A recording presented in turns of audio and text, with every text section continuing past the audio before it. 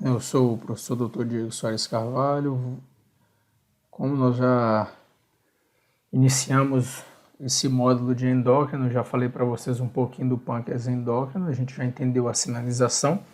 Então agora nesse momento nós vamos falar um pouco mais especificamente do diabetes tipo 2 e vamos falar também dos tratamentos. Só para a gente ter uma ideia do panorama mundial aí dessa doença, em 2014, segundo a Federação Internacional de Diabetes, havia 387 milhões de pessoas portadoras de diabetes, e a projeção para 2085 é que esse valor eleve para 592 milhões.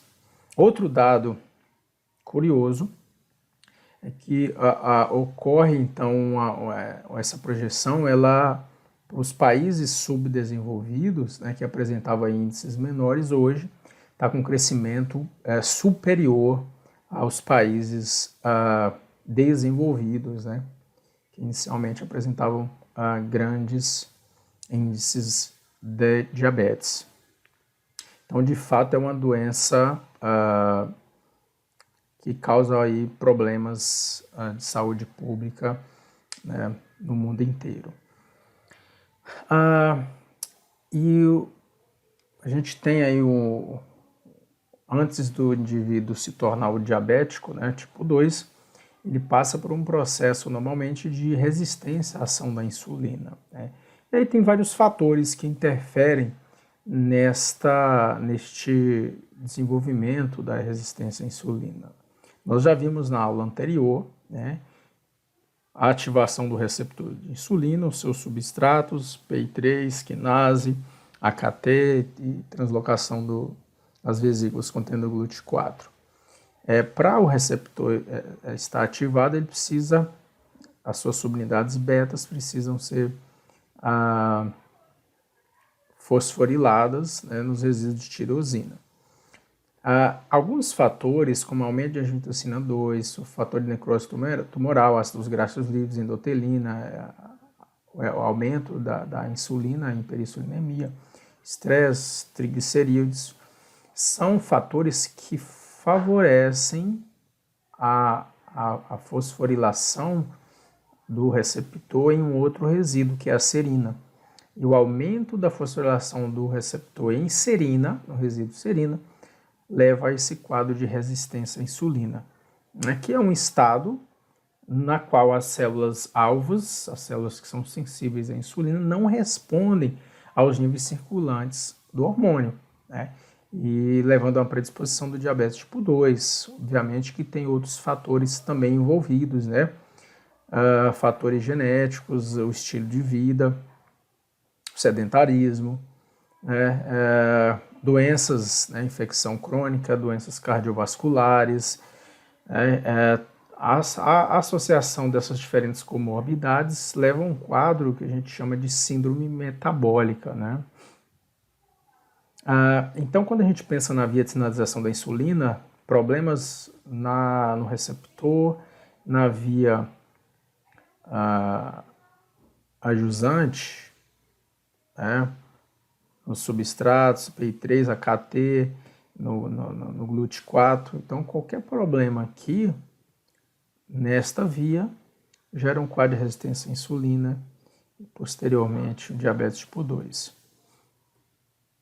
Então, o diabetes mellitus é uma síndrome caracterizada por hiperglicemia, alteração do metabolismo de lipídios, carboidratos, proteínas e o risco aumentado aí para complicação ou doença cardiovascular. Os dois tipos principais é o diabetes tipo 1 e tipo 2. Né? O foco da nossa aula aqui é o diabetes tipo 2.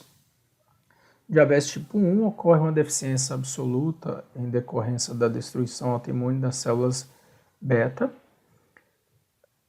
fatores genéticos e ambientais. Né? Já o diabetes tipo 2 é acompanhado de resistência à ação da insulina, como nós já falamos anteriormente, que vai preceder a manifestação da doença e comprometimento da secreção de insulina, progressiva perda da massa de células beta. O diabetes é uma doença poligênica, né? Então tem polimorfismos aí em diferentes genes que vão codificar diferentes proteínas aí que estão envolvidas tanto na sinalização e na secreção e no metabolismo intermediário de carboidratos. Sintomas. Quais sintomas o paciente apresenta, né? O indivíduo diabético? Muita sede, né? Poliúria, excesso de urina, tem um excesso de urina, muita fome, o indivíduo é polifágico, cansaço, emagrecimento. O emagrecimento é mais comum no diabetes tipo 1, formigamento nas mãos e pés, dormências, a elevação do peso, na maioria dos casos diabetes tipo 2, dores nas pernas, infecções repetidas na pele e mucosas.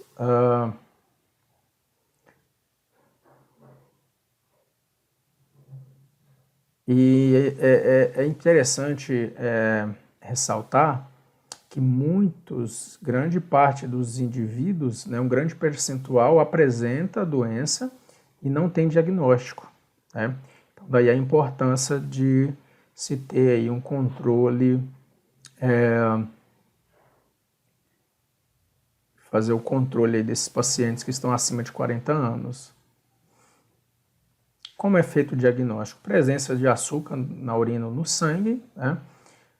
Que é confirmada aí pelos exames laboratoriais, né?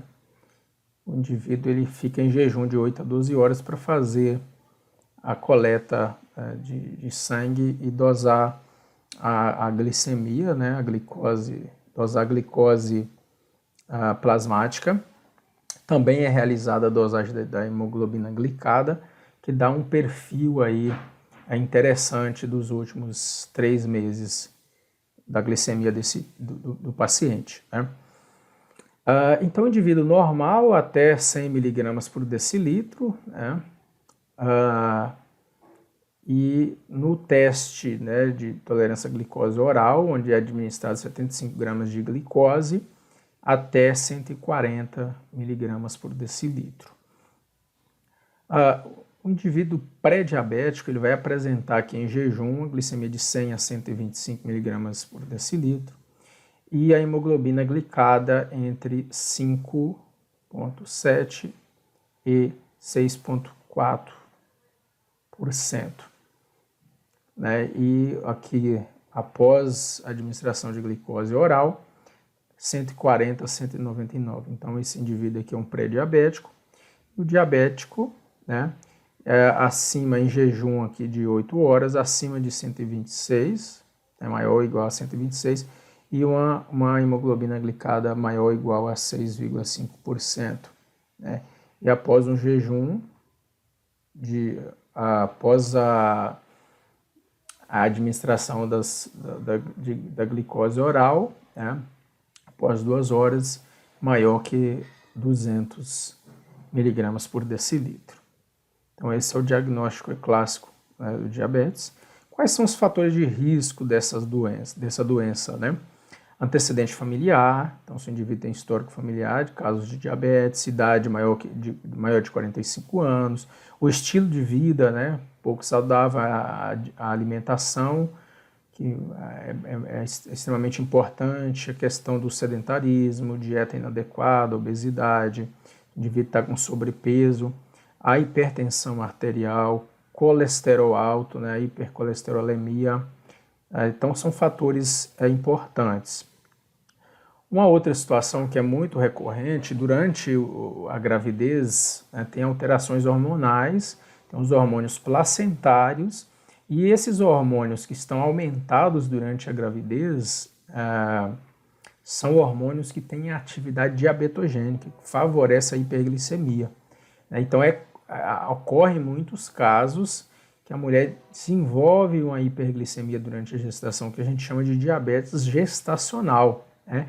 Esse quadro ele pode ser revertido ou perdurar aí por toda a vida dessa mulher. Ah, esse quadro ele tem uma maior prevalência em mulheres acima de 30 anos, histórico familiar, né? Se já teve crianças com alto peso ao nascer, né? Mais de 4 quilos ao nascer, já teve aborto ou natimortos, se engordou demais durante a gestação. Então daqui é extremamente importante que o médico, a enfermeira, a equipe multidisciplinar possa realmente fazer um pré-natal adequado e acompanhar a glicemia dessa paciente, uma vez que esse momento de desenvolvimento do indivíduo, né, onde vai ocorrer a embriogênese, né, a organogênese, a formação dos órgãos, é um momento crítico, né, do desenvolvimento. E insultos nesse ambiente pode predispor esse indivíduo a doenças na vida adulta. Tem a teoria proposta por David Barker, na década de 80, onde ele avaliou filhos de mulheres que sofreram restrição alimentar durante a Segunda Guerra Mundial e percebeu que esses indivíduos apresentavam uma maior incidência de doenças cardiovasculares. E aí ele propôs essa teoria que insultos durante o ambiente intrauterino pode predispor a doenças na vida adulta. Daí a importância de ter uma gravidez tranquila, fazer um pré-natal adequado, manter a glicemia dentro da normalidade, pressão arterial, né? Agora, por que é tão importante controlar a glicemia do indivíduo, né? Devido às complicações que ocorrem com o indivíduo diabético descompensado, né? Uma maior a incidência de infarto, né? Aumento da pressão arterial, AVC, pé diabético, lesões nos rins, né? E podendo levar a insuficiência renal, lesões nos nervos e aparecimento de dor, paralisias, né? Então é extremamente importante, né, esse paciente diabético manter a pressão dele controlada para evitar esses infarto e AVC. Manter o colesterol controlado, né, que também vai ajudar aí para não desenvolver doenças cardiovasculares.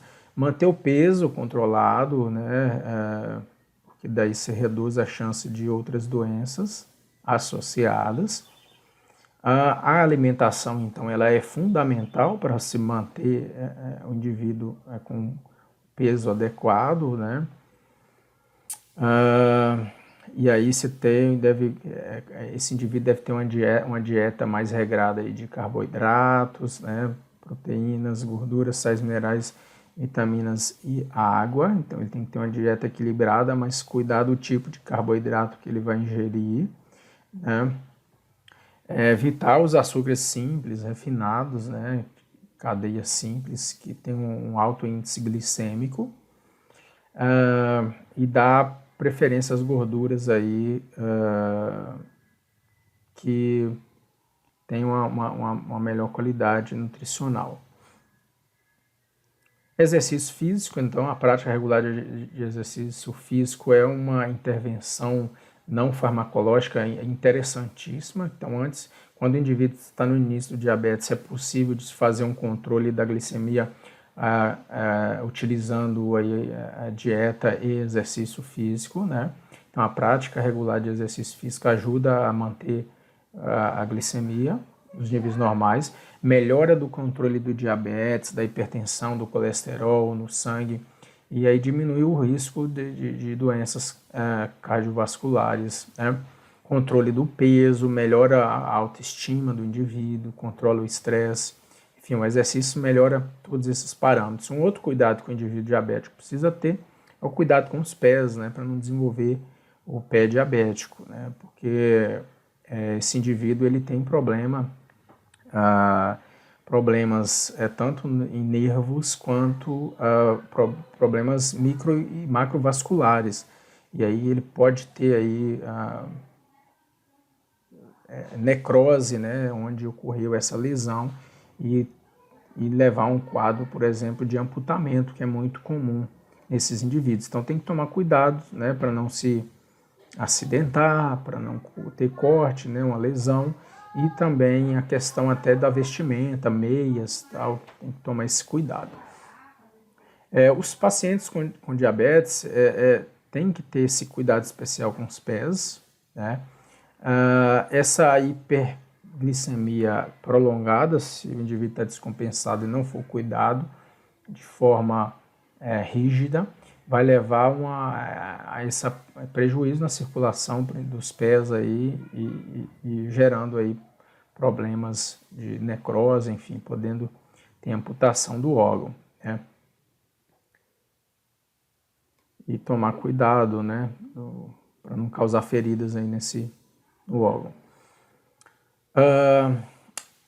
O oposto, né, do quadro de hiperglicemia é a hipoglicemia, que é uma complicação frequente em pacientes com diabetes que utilizam medicamentos, né?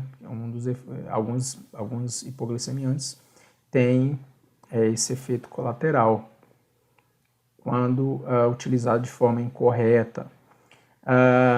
O exercício físico, né, pode levar a um quadro de hiperglicemia, falta ou atraso da refeição regular, pouca quantidade de alimentos, vômitos ou diarreia, e o uso incorreto dos medicamentos, como eu já falei, e o consumo de álcool, né? Então, os pacientes com histórico familiar de diabetes devem ser acompanhados aí de perto, né? Manter o peso adequado, controlar a pressão arterial, praticar atividade física regular, não fumar, evitar medicamentos que possam agredir o pâncreas, ok? Nas complicações vasculares, nós temos aí nos indivíduos diabéticos uma maior formação de placa de ateroma. Temos na microangiopatia, tem desenvolvimento de retinopatia, de nefropatias, né, insuficiência renal crônica, as neuropatias. Então, são alterações que ocorrem a nível vascular. Existem outros tipos de diabetes, né?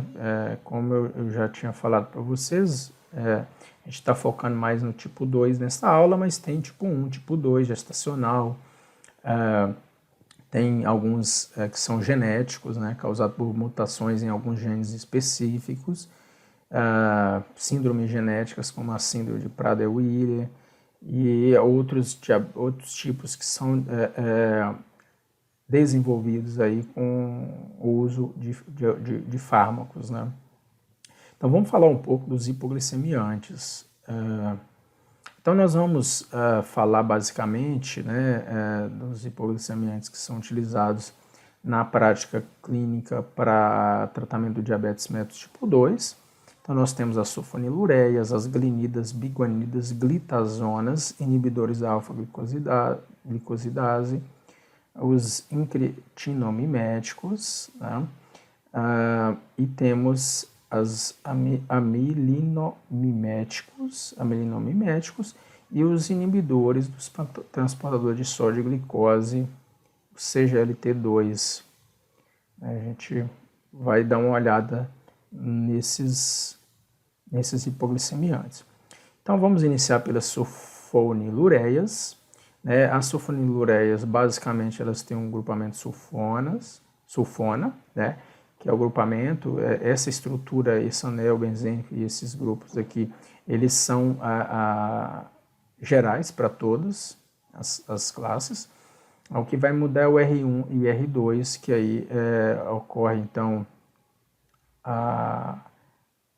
alterações, né, e essas alterações vai, por exemplo, mexer na potência do fármaco e no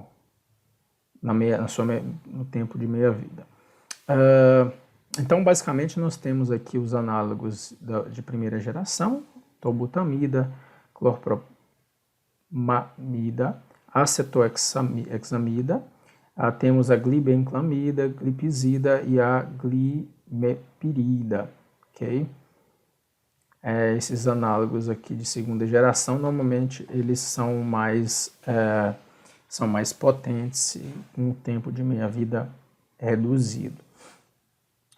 O mecanismo de ação, basicamente, os hipoglicemiantes, eles vão atuar em duas frentes, basicamente, né, que é aumentando a secreção de insulina, ou na sinalização, ou os incretinamiméticos, que aí tem ações um pouco diferenciadas aí, no sentido de reduzir aí o esvaziamento gástrico, né. Então, a sulfonilurease basicamente vai atuar aí aumentando o número de receptores, então ele atua também na sensibilidade à insulina, em monócitos, adipócitos e eritrócitos, estimula a síntese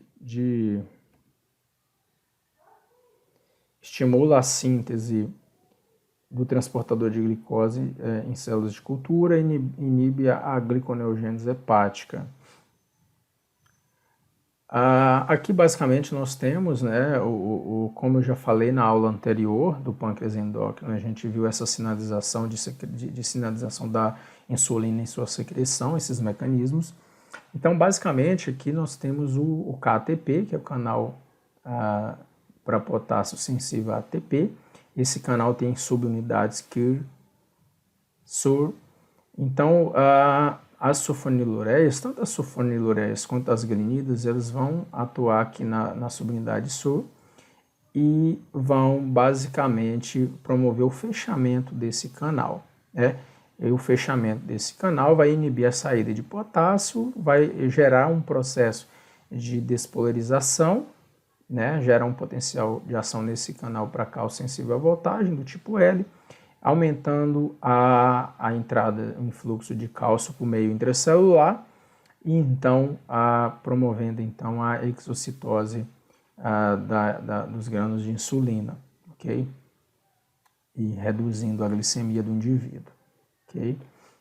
Então ele aumenta a liberação de insulina. Esse é o efeito clássico das sulfonilureias. A absorção, né? A absorção pelo trato gastrointestinal, meia-vida, primeira geração de 4 a 7 horas, segunda geração 3 a 5, ligação a proteínas plasmáticas 90%, metabolismo hepático com graus variados, de atividade hipoglicemiante, excreção é urinária, ok? Reações adversas ocorrem em apenas 3 a 5% dos pacientes, hipoglicemia incluindo coma, alterações do trato gastrointestinal, como náuseas, vômitos, reações alérgicas, ineficiente em 30% dos pacientes. As glinidas, tanto a repaglanida, que é derivada do ácido benzoico, quanto a nateglinida, que é derivado da fenilalanina, tem um mecanismo de ação similar às sulfonilureias, que vai atuar também no KTP, fechando e promovendo o aumento da liberação de insulina, ok? Devido ao aumento do influxo de cálcio aqui. Então é muito parecido. As nateglinidas, secreção mais rápida de insulina, porém menos sustentada, né? Então, no caso da nateglinida, ela mimetiza o padrão fisiológico pós-alimentação, pós-prandial, né? A absorção rápida pelo trato gastrointestinal, meia-vida de 1 hora, administrada 10 minutos antes das refeições, metabolismo hepático e a excreção é urinária. Reações adversas, hipoglicemia, né? Principalmente a repaglinida, ok? Aí nós temos um outro grupo, outra classe de hipoglicemiantes, que são as biguanidas, né? A mais utilizada aí é a metformina, inclusive é utilizada em associação com as sulfonilureias, né? Então ela é muito utilizada em pacientes diabéticos e obesos, né? Ela reduz as complicações vasculares, infartos, é administrada sozinha ou dependendo em associação com as sulfonilureias, como eu já falei para vocês, né? Tem ação anti-hiperglicemiante.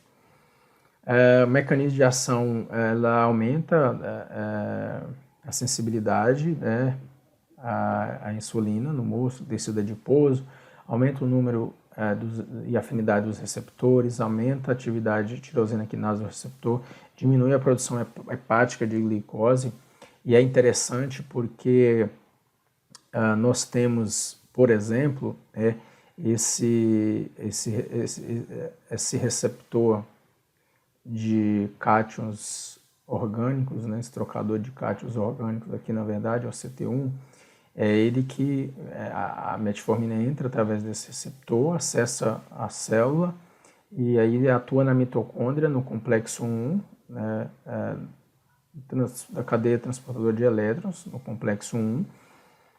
Ela inibe a geração de ATP, favorecendo então o aumento de AMP, adenosina monofosfato. Esse aumento da AMP ativa a proteína, a adenosina monofosfato proteína quinase, que é uma proteína extremamente importante. Essa proteína ela ativa fatores de transcrição aqui que vão inibir os genes gliconeogênicos. Por consequência, vai reduzir a produção de glicose hepática e também ela vai inibir a enzima gliceraldeído 3-fosfato desidrogenase mitocondrial.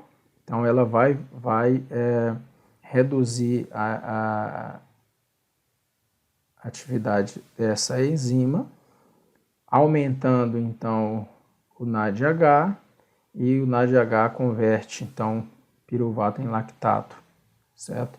E aí também atua reduzindo a produção de glicose hepática. Então, basicamente, esses são os mecanismos das biguanidas, né? Redução da glicose, de produção de glicose hepática, aumenta a produção de lactato.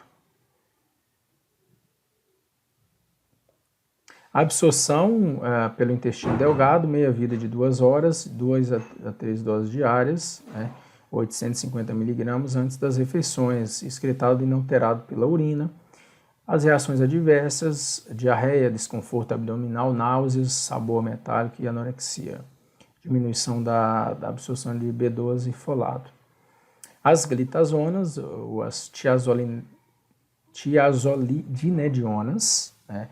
E aí nós temos a pioglitazona e a rosiglitazona.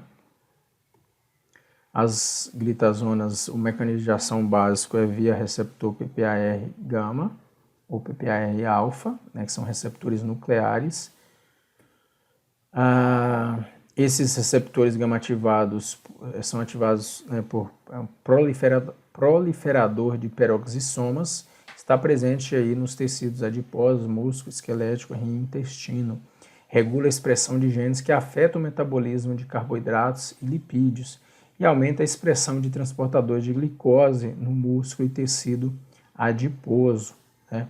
Então, nós podemos dar uma olhada aqui que as tiazolinedionas, elas vão atuar aqui no receptor, né, o PPAR-gama, receptor nuclear, que vai promover o aumento da transcrição de dos genes que vai produzir o RNA mensageiro da insulina, aumentando a sua tradução, aumentando a produção, portanto, de insulina, né?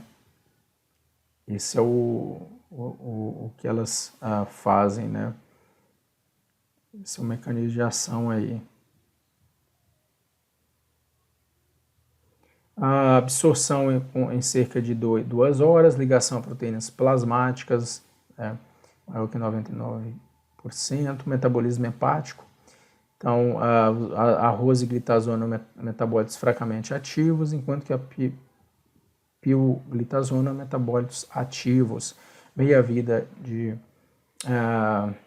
7 horas, excreção metabólitos da rosiglitazona via urina e da pioglitazona bile. Efeito clínico máximo de 6 a 12 semanas. Reações adversas, hepatotoxicidade rara, anemia, ganho ponderal de peso, retenção de líquidos, cefaleia, fadiga e distúrbios gastrointestinais. É contraindicada em caso de mulheres grávidas, mulheres em período de lactação, né? Uma outra classe agora é inibidores da alfa-glicosidase. Um exemplo aqui bem conhecido é a carbose, né?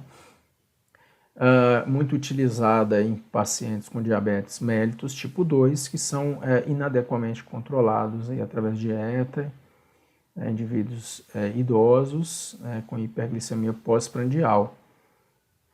Atua é um anti-hiperglicemiante e pode ser associado ou não a outros agentes hipoglicemiantes. Mecanismos de ação são inibidores da alfa-glicosidase, presentes na borda e escova das células intestinais. Então, o que eles vão fazer, esses inibidores?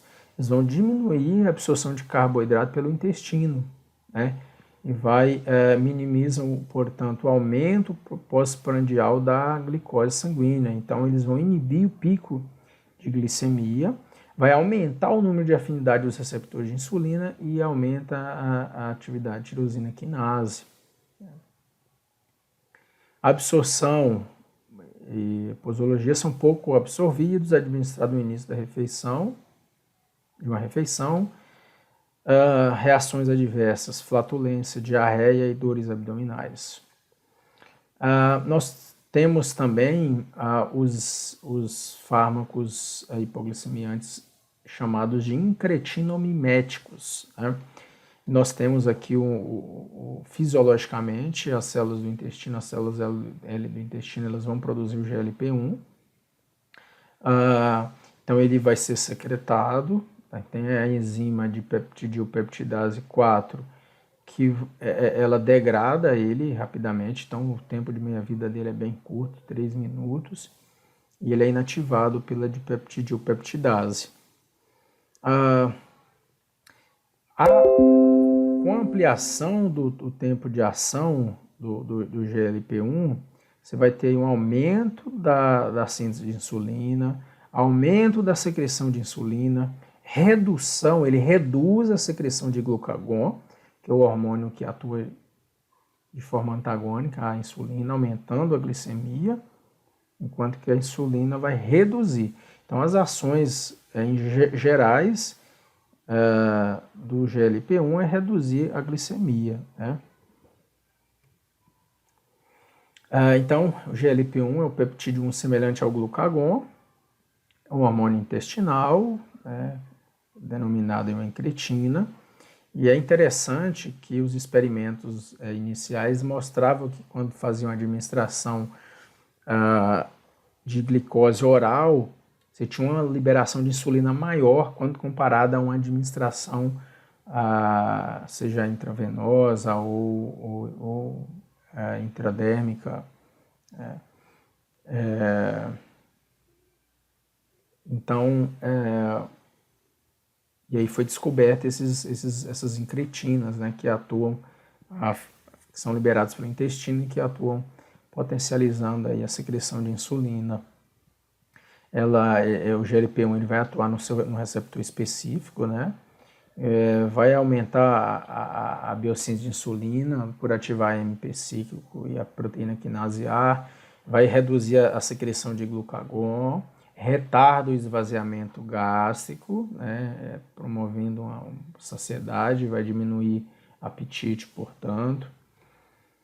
Aqui nós temos a imagem onde nós podemos visualizar o GLP-1, né, se ligando ao seu receptor. É um receptor metabotrópico, né, que se acopla à proteína G, nesse caso é a proteína GS, onde você vai ter a conversão de ATP em AMP cíclico. Esse AMP cíclico vai ativar a proteína quinase, né, a proteína quinase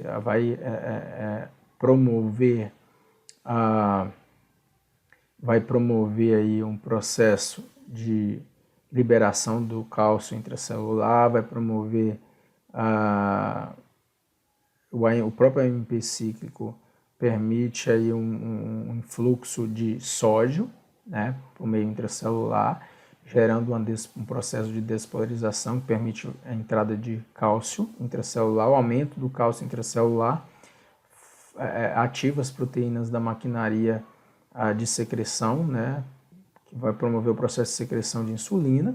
Então, eles vão aumentar a secreção de insulina, além da PKA atuar no fator de resposta, aqui no DNA, promovendo a ativação de genes que vai genes pró-insulina, de genes que vão produzir a insulina, né, que são responsáveis pela produção de insulina. Então, você tem a transcrição do RNA, traduz a insulina, e aí você tem um aumento aqui de síntese e secreção de insulina por ação do GLP-1 via o seu receptor. O peptídeo 1 semelhante ao glucagon, o GLP-1, né? Quais são as desvantagens? GLP-1 circulante é rapidamente inativado, 1 a 2 minutos, pela enzima de peptidilpeptidase, 4, como eu já falei para vocês. Ele deve ser administrado na forma de infusão contínua, então ele não é administrado de forma oral. E aí tem os análogos, né, que são tem uma meia-vida mais longa do que o GLP-1 circulante, né, fisiológico. São resistentes à enzima de peptidilpeptidase. Como um exemplo aqui nós temos a exendina,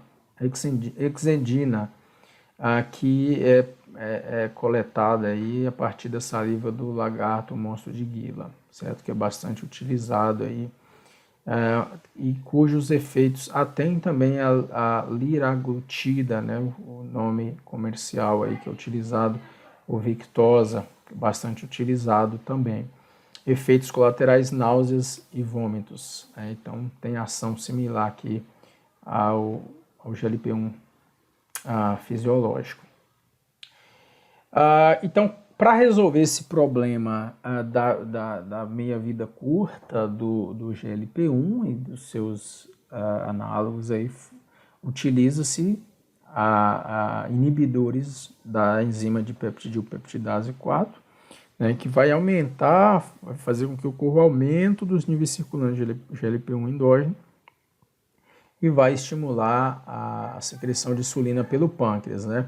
E aí a gente tem aqui alguns exemplos de fármacos que estão liberados e disponíveis no Brasil para uso, né, como a sitagliptina, vildagliptina, saxagliptina e a linagliptina. São exemplos de inibidores da dipeptidilpeptidase, né?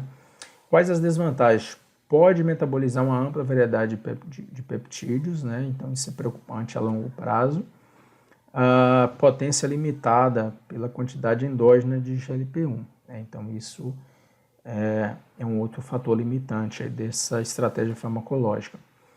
Tem os amilimiméticos, como exemplo a pranlintida. É um análogo da milina, que pode ser utilizado em pacientes DM1 e DM2, mas a sua potência é mais evidenciada em indivíduos de diabetes tipo 2. Né? Ela é produzida, a milina é produzida pelas células beta, né? Então, é um análogo, esse fármaco, o mecanismo de ação via sistema nervoso central, promovendo saciedade, lentificação do esvaziamento gástrico e redução da secreção de glucagon. Desvantagens: causa náusea, anorexia, hipoglicemia, são efeitos colaterais comuns, aplicações subcutâneas em doses múltiplas, separadamente da insulina. Então, a via de administração aqui é uma desvantagem e é contraindicado para hipoglicemias graves, né? Gastroparesia, insuficiência hepática ou renal grave. Então, nesse caso, não pode ser utilizado. E temos os inibidores dos transportadores de sódio e glicose, os SGLT2, né? A grande parte da glicose ela é reabsorvida aqui no tubo proximal, né? Boa parte pelo transportador SGLT2 e uma menor parte aqui pelo SGLT1. Então, esses fármacos inibidores vão inibir essa reabsorção da glicose, e aí, inibindo essa reabsorção, essa glicose vai ser liberada pela urina, promovendo uma glicosúria, né? Então, tem alguns medicamentos já, né, como a dapagliflozina, né,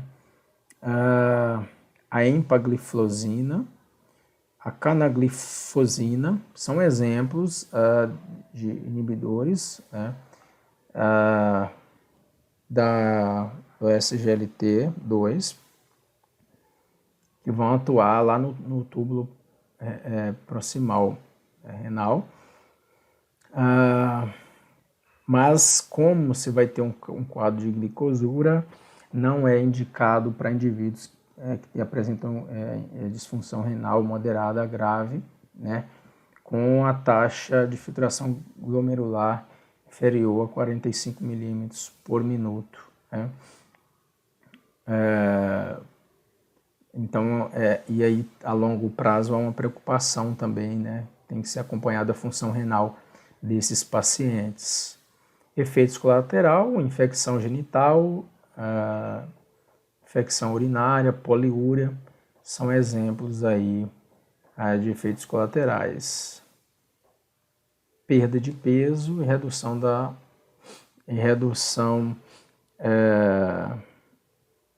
pressão arterial. Perspectivas, né? A gente tem aí os transplantes e terapia gênica, onde se pode fazer transplantar pedaço do pâncreas ou ilhotas, né? E utilizar fontes xenogênicas de porco, por exemplo, halogênicas, células adultas ou fetais, modificar geneticamente a ilhota, transferência de gene in vitro administrado ao paciente para modificar ilhotas em vivo, normalizar a secreção de insulina, proteger células contra o sistema imune, modificar os órgãos insensíveis à insulina, introduzir um gene responsável pela insulina em células de fibroblastos, por exemplo. E aqui nessa imagem a gente traz um resumo geral das diferentes classes, né? As biguanidas, exemplo clássico a metformina, diminui a produção hepática de glicose, né? Reduz a hemoglobina glicada. Você tem aí a redução do peso, diminuição aqui do LDL, triglicerídeos, aumento do HDL. Se tem as sulfonilureias, que aumenta a secreção de insulina, né? Mas por contrapartida você tem aumento do peso, pode diminuir triglicerídeos, pode ter efeitos adversos de hipoglicemia, e não pode ser utilizada aqui em pacientes com insuficiência renal hepática. As glitazonas aumentam da sensibilidade à insulina nos tecidos periféricos, aumenta um efeito indesejável que é aumentar o peso, né? Diminui LDL, diminui triglicerídeo, aumenta HDL, aumento do peso, a insuficiência cardíaca, fraturas, contraindicado para doença hepática, insuficiência cardíaca, porque o metabolismo de excreção é hepático. As glinidas secreta GOLGO, né, aumenta peso, pode diminuir triglicerídeos, efeitos adversos pode gerar hipoglicemia, e o metabolismo hepático, né, e renal. Os inibidores da alfa-glicosidase, retardo da absorção de carboidratos, reduz o peso, tem redução aí de LDL, efeitos adversos, flatulência, dor abdominal, diarreia, doença intestinal, as contraindicações, né, problemas, doença intestinal e baixa função renal. Análogos do GLP-1, a exenatida, A exenatida tem vários mecanismos de ação, né? Como secreção de insulina, esvaziamento gástrico, a sensibilidade à ação da insulina. Você tem aí redução, né, da hemoglobina glicada, tem redução de peso, diminuição, ele diminui o HDL. Náuseas e vômitos, aplicações subcutâneas, doenças gastrointestinais e insuficiência renal, uma baixa taxa de filtração glomerular, né, não pode ser utilizado. Metabolismo renal. Temos os inibidores da enzima de peptidilpeptidase 4, né, a inibição da enzima de peptidilpeptidase. Efeitos adversos pode causar infecções urinárias e nasofaríngeas.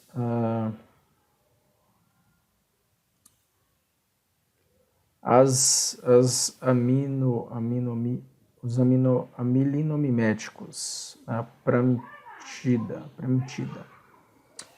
atua no sistema nervoso, tem uma pequena redução aqui da hemoglobina glicada, diminuição do peso, efeitos adversos gastrointestinais, aumento de hipoglicemias, contraindicações, caso de gastroparesia, hipoglicemias graves, metabolismo hepático, renal, na verdade.